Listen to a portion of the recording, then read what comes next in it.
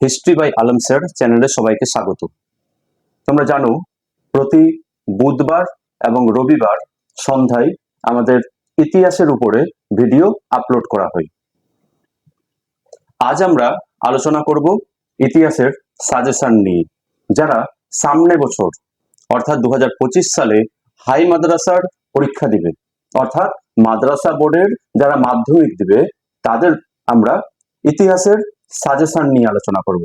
তোমরা জানো হাই মাদ্রাসা পরীক্ষার ইতিহাস বিষয়ে তোমাদের এই 90 নম্বরটা দুটো পার্টে ভাগ হয়ে যায়। 64 নম্বর থাকে জেনারেল হিস্ট্রি বা সাধারণ ইতিহাস এবং 26 নম্বর থাকে ইসলামের ইতিহাস। এবং সে অনুসারে আমি 6 নম্বর ভিডিওতে তোমাদের সাধারণ ইতিহাসের যে 64 নম্বর তার মান 1-এর সমস্ত সাজেশন দিয়েছি। তারপরের ভিডিওতে অর্থাৎ 7 নম্বর ভিডিওতে সেখানে আমি মান 2-এর সমস্ত সাজেশন তোমাদের দিয়েছি এবং 8 নম্বর ভিডিওতে তোমাদের মান 4 এবং মান 8-এর জন্য যে প্রশ্নগুলো ইম্পর্টেন্ট সেটা আলোচনা করেছি। আজ আমরা আলোচনা করব বাকি 26 নম্বর অর্থাৎ ইসলামের ইতিহাস। 64 নম্বর ছিল সাধারণ ইতিহাস এবং বাকি 26 নম্বর হচ্ছে ইসলামের ইতিহাস। সেই ইসলামের ইতিহাসে তোমরা জানো যে তোমাদের প্রশ্নের 6 দাগে সেখানে মান 1-এর 5টি প্রশ্নের উত্তর লিখতে হয়, যেটি থাকে মাল্টিপল চয়েস, অর্থাৎ 4টি করে অপশন থাকে, তার মধ্যে থেকে উত্তরটি খুঁজে নিতে হয়। এবং 7 দাগে তোমাদের 5টি প্রশ্নের উত্তর লিখতে হয়, সেখানে থাকে প্রশ্ন উত্তর, ক এবং খ স্তম্ভ মিলানো বা ম্যাচিং করা, এবং থাকে সত্য মিথ্যা। সব মিলিয়ে 7 দাগে 5টি প্রশ্নের উত্তর এবং 6 দাগে 5টি প্রশ্নের উত্তর, অর্থাৎ মান 1-এর জন্য তোমাদের 10টি প্রশ্নের উত্তর লিখতে হবে। সামনে বছরের জন্য যেগুলো ইম্পর্টেন্ট, অর্থাৎ সামনে বছর 2025 সালে তোমরা যারা হাই মাদ্রাসার পরীক্ষা দিচ্ছ, মান 1-এর জন্য যে প্রশ্নগুলো তোমাদের তৈরি করতে হবে সেগুলো আজকের এই ভিডিওতে আলোচনা করা হবে। অতএব শুরু করা যাক ইসলামের ইতিহাসের মান 1-এর জন্য সাজেশন। মান 1-এর জন্য তোমাদের যে প্রশ্নগুলো করতে হবে সেগুলো হলো: 1 দাগ, নতুন ইসলামী সাম্রাজ্যের রক্ষাকারী কাকে বলা হয়? 2 দাগের প্রশ্ন হচ্ছে পবিত্র খলিফাদের আমলে ইসলামী রাষ্ট্র কোথায় প্রত্যক্ষ প্রভাব বিস্তার করেছিল? 3 দাগের প্রশ্ন হচ্ছে কে কবে উমাইয়া বংশের প্রতিষ্ঠা করেন? 4 দাগের প্রশ্ন হচ্ছে বাগদাদ শহরের প্রতিষ্ঠাতা কে ছিলেন? 5 দাগের প্রশ্ন হচ্ছে স্পেন মুসলমানদের দখলে কবে আসে? 6 দাগের প্রশ্ন হচ্ছে খিলাফত কাকে বলে? 7 দাগের প্রশ্ন হচ্ছে বাব উস এলম কাকে বলা হয়? 8 দাগের প্রশ্ন হচ্ছে কারবালার যুদ্ধ কবে কাদের মধ্যে হয়েছিল? 9 দাগের প্রশ্ন হচ্ছে মেসোপটেমিয়ার বর্তমান নাম কি? 10 দাগের প্রশ্ন হচ্ছে খারাজ কি?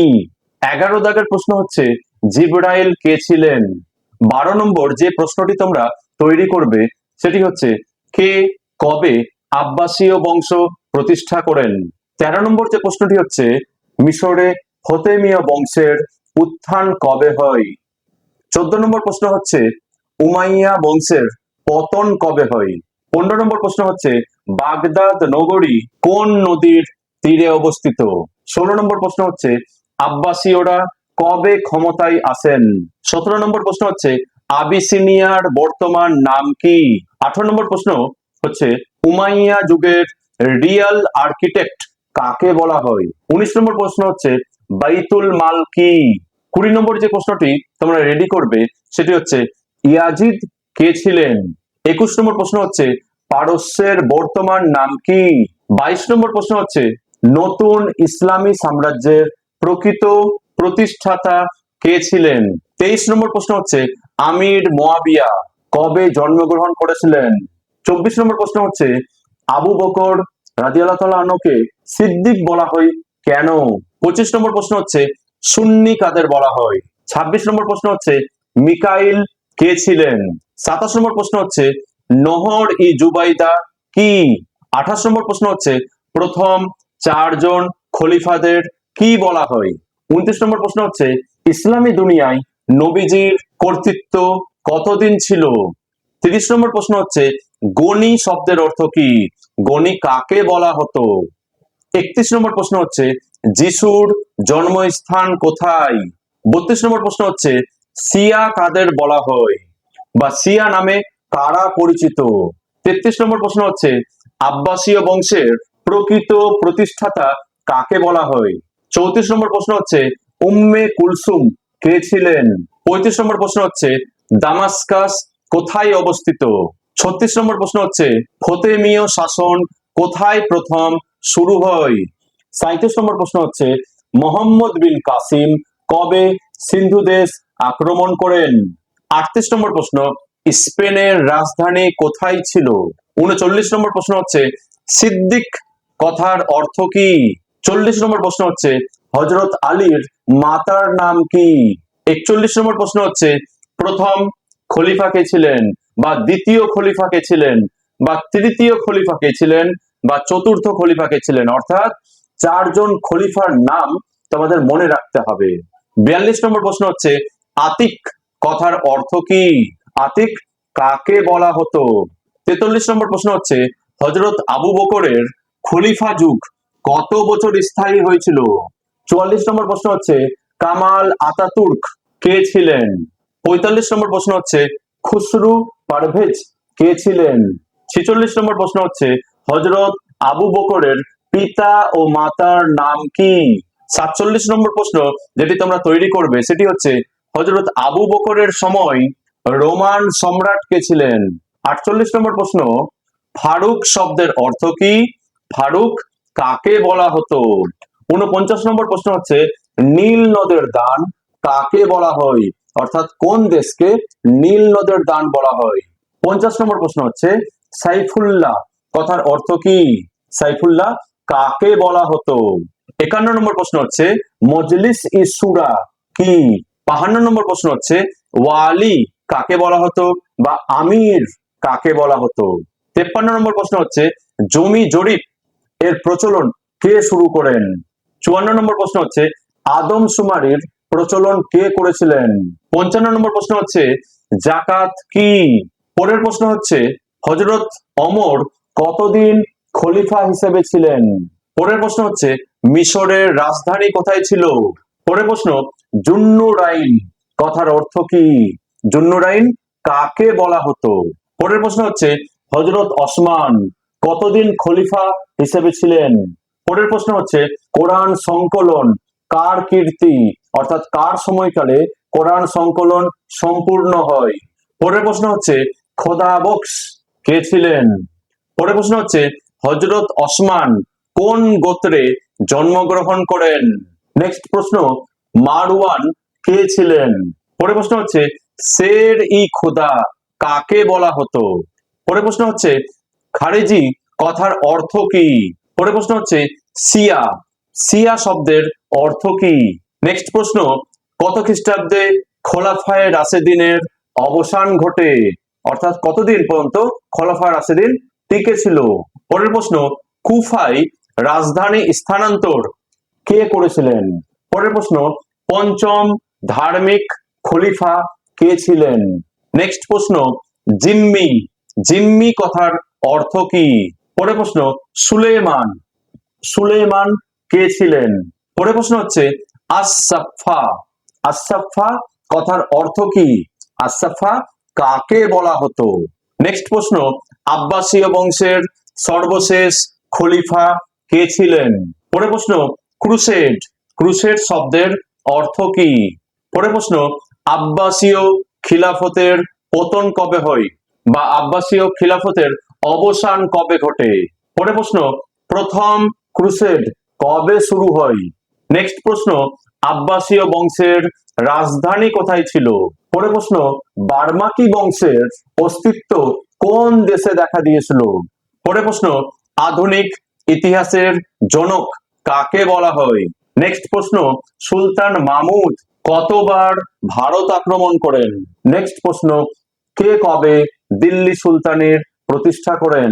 পরের প্রশ্ন দাস বংশের প্রতিষ্ঠাতা কে ছিলেন? লাস্ট প্রশ্ন কে কবে ভারতে মুঘল বংশের প্রতিষ্ঠা করেন বা কে কবে ভারতে মুঘল সাম্রাজ্যের প্রতিষ্ঠা করেন? এই গেল তোমাদের মান 1-এর প্রশ্ন। এই কটা ছিল ইসলামের ইতিহাসের মান 1-এর প্রশ্ন। এগুলোর মধ্যে থেকেই আশা করা যাচ্ছে যে তোমাদের মান 1-এর সমস্ত কমন আসবে। এই প্রশ্নগুলোই একটু এদিক ওদিক করে থাকতে পারে, মাল্টিপল চয়েসের মধ্যে থাকতে পারে, দেখা যেতে পারে যে প্রশ্ন উত্তর আকারেও আসতে পারে, সেটা হতে পারে তোমাদের ছক মিলানোর বা ম্যাচিং এর মধ্যেও থাকতে পারে, বা হতে পারে আবার সত্য মিথ্যার আকারে, যে কোনো আকারে আসতে পারে। এই প্রশ্নগুলো খুব ইম্পর্টেন্ট, তোমরা এগুলো রেডি করে নিও, উত্তর বের করে নিবে এবং মুখস্থ করে নিবে। এরপরে তোমাদের থাকছে মান 2, এবং মান 2-এর প্রশ্নগুলো তোমাদের থাকবে তোমাদের প্রশ্নপত্রের 8 দাগে। সেই 8 দাগে তোমরা দেখতে পাবে 4টি প্রশ্ন থাকবে। সেই 4টি প্রশ্নের মধ্যে থেকে মান 2-এর জন্য তোমাদের 2টি প্রশ্ন উত্তর লিখতে হবে, অর্থাৎ 4টি অপশন পাবে, 4টির মধ্যে থেকে যে কোনো 2টি তোমাদের প্রশ্নের উত্তর লিখতে হবে।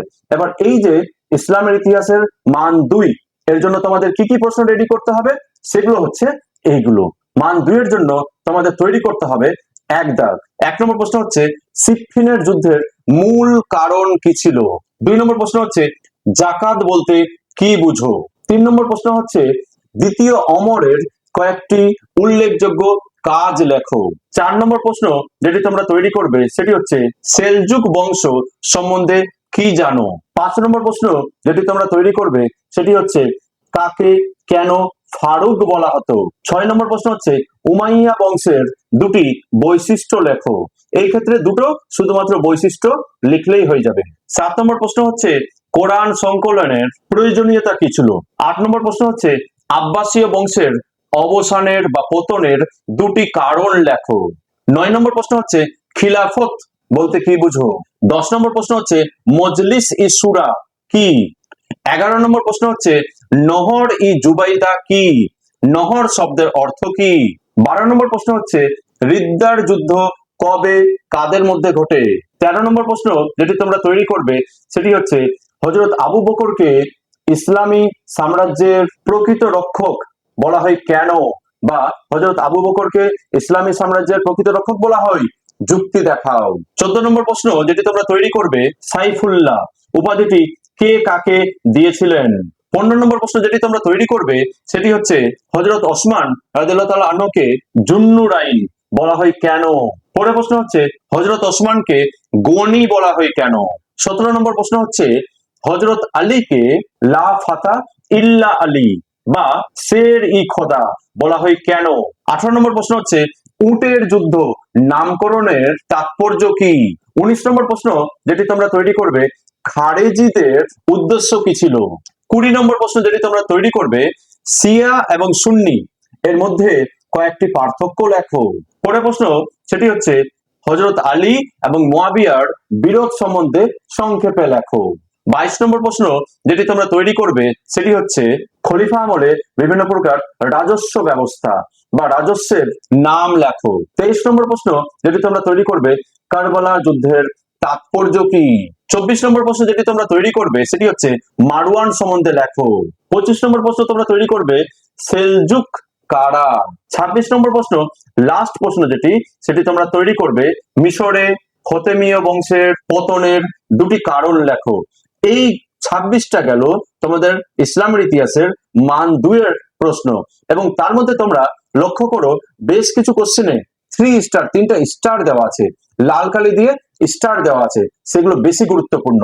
আরেকটা জিনিস তোমরা দেখবে যে কিছু প্রশ্ন কিন্তু কমন হয়ে যাচ্ছে, যেটি মান 1-এও ছিল এখানেও আছে, অর্থাৎ কিছু কমন কোশ্চেন যেটি মান 1-এর জন্য সলভ করতে গিয়ে মান 2-এও আসতে পারে।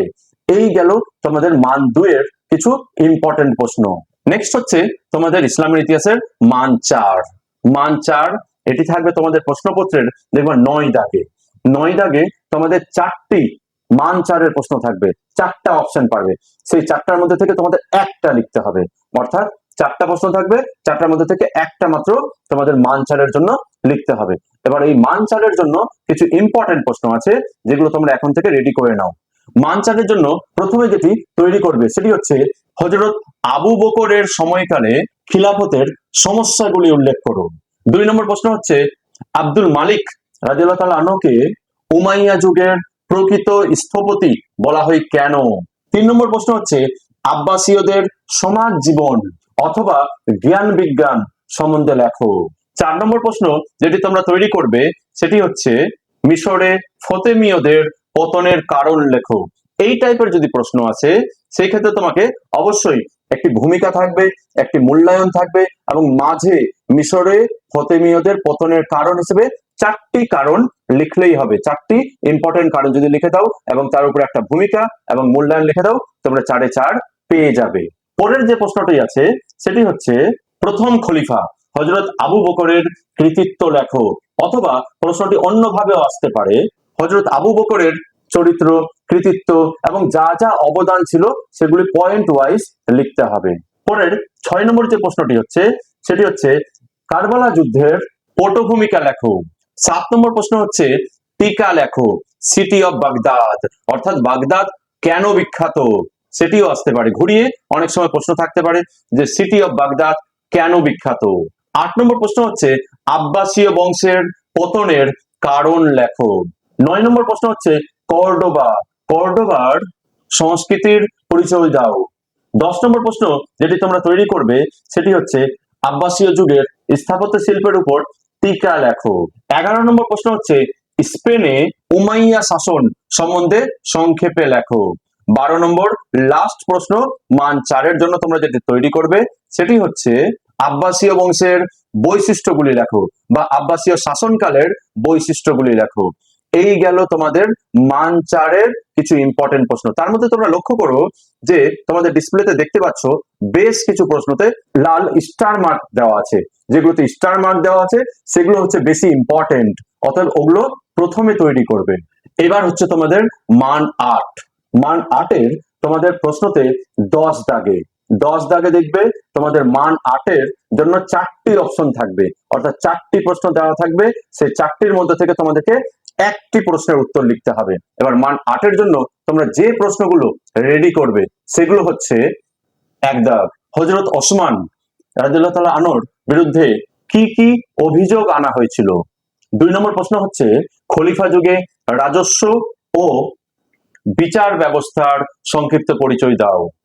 3 নম্বর যে প্রশ্নটি তোমরা রেডি করবে সেটি হচ্ছে আমির মুয়াবিয়ার কৃতিত্ব লেখো। 4 নম্বর যে প্রশ্নটি তোমরা তৈরি করবে সেটি হচ্ছে উমাইয়া শাসনের পতনের কারণগুলি লেখো। এই ক্ষেত্রে ধরে নাও এই টাইপের যদি প্রশ্ন আছে তোমাদের চেষ্টা করতে হবে যতটা বেশি পয়েন্ট লেখা যায়, কারণ যতটা উল্লেখ করা যায়। একটা ভূমিকা থাকবে এবং তারপরে তোমরা 8টা বা 9টা কারণগুলো লেখার চেষ্টা করবে। 8টা বা 9টা কারণ যদি লিখে দাও তারপর লাস্টে একটা মূল্যায়ন করো, অবশ্যই তোমরা 8-এর মধ্যে 8 বা 7 অবশ্যই পেয়ে যাবে। পয়েন্ট করবে এবং সেটা ছোট ছোট করে অল্প 3-4 লাইন করে ব্যাখ্যা করে দেবে। 5 নম্বর প্রশ্নটি যেটি রেডি করবে সেটি হচ্ছে আব্বাসীয় খলিফা হিসেবে হারুন অল রশিদের অবদান লেখো। 6 নম্বর প্রশ্ন হচ্ছে হযরত আলী ও মুয়াবিয়ার পরিচয় দাও, এদের মধ্যে বিরোধের কারণ কি ছিল। 7 নম্বর প্রশ্ন যেটি তোমরা রেডি করবে সেটি হচ্ছে হযরত আলীর শাসন ব্যবস্থার মূল্যায়ন করো। পরের প্রশ্ন যেটি তোমরা তৈরি করবে সেটি হচ্ছে খলিফা যুগে অর্থনৈতিক ও রাজনৈতিক জীবন সম্পর্কে লেখো। পরের প্রশ্ন হচ্ছে উমাইয়া শাসনের মূল বৈশিষ্ট্যগুলি লেখো। নেক্সট প্রশ্ন হচ্ছে আব্বাসীয় খলিফা হিসাবে আল আমিন এর অবদান লেখো। পরের প্রশ্ন হচ্ছে হযরত আবু বকরকে ইসলামের রক্ষক বলা হয় কেন, আলোচনা করো। নেক্সট প্রশ্ন যেটি হচ্ছে হযরত ওসমান গনি কিভাবে ইসলামী রাষ্ট্রকে রক্ষা করেছিলেন।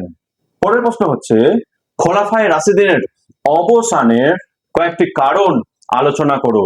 14 নম্বর লাস্ট প্রশ্ন যেটি তোমরা তৈরি করবে সেটি হচ্ছে খোলাফায়ে রাশিদিনের আমলে শাসন ব্যবস্থার পরিচয় দাও। এই গেল তোমাদের মান 8-এর জন্য ইম্পর্টেন্ট কিছু প্রশ্ন। এবার তার মধ্যে তোমরা লক্ষ্য করো যে এই 14টা প্রশ্নের মধ্যে থেকে তোমাদের কিছু প্রশ্নতে আবার স্টার মার্ক দেওয়া আছে। সেই স্টার মার্ক দেওয়া প্রশ্নগুলো হচ্ছে বেশি ইম্পর্টেন্ট। এগুলো তোমরা ভালো মতো করে মুখস্থ করবে এবং না দেখে লেখার চেষ্টা করবে।